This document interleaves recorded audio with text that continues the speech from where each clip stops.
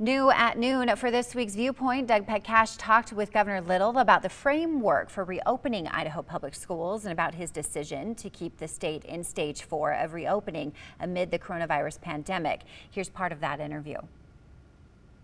What were the key factors for you in deciding to stay in stage 4?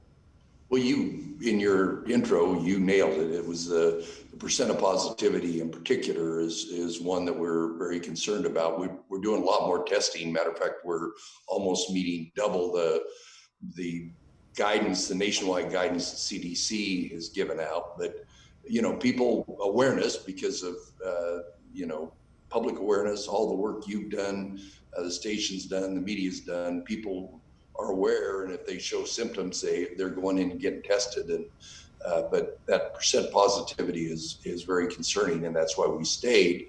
But as you're well aware, here in the Treasure Valley and Ada County, the health district's taken some actions. I've got other areas of the state where the positivity reading is zero. There are people being tested with no positive tests. And so that's why we've gone to a more regional approach to the actions we take going forward. Are you comfortable with the number of ICU beds and ventilators and PPE the state has at this point? I am comfortable. I'm not overly comfortable.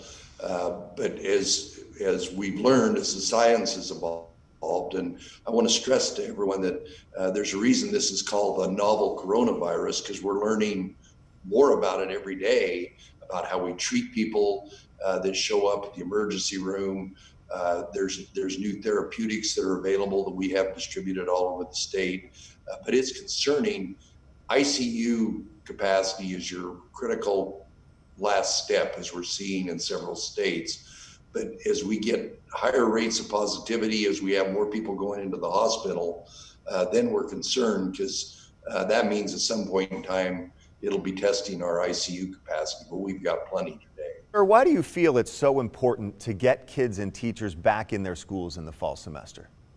Well, it's one of the fundamental tenets of state government. It's in our Constitution that we provide a thorough and uniform system of public schools. But with the close down last spring, some of the kids that were fortunate enough that their parents had the time and had the skills and had the resources, we're able to kind of keep the kids caught up.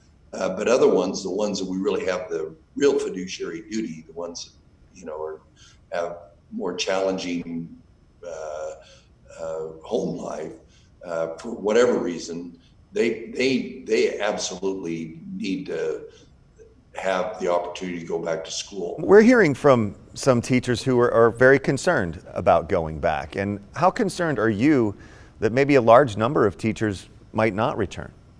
I'm very concerned about it, but the document talks about that, there's some school districts, rural school districts that haven't been growing much, where a lot of the teachers have been there for a long, long time. They're older, but those are also communities where we have little or no community spread.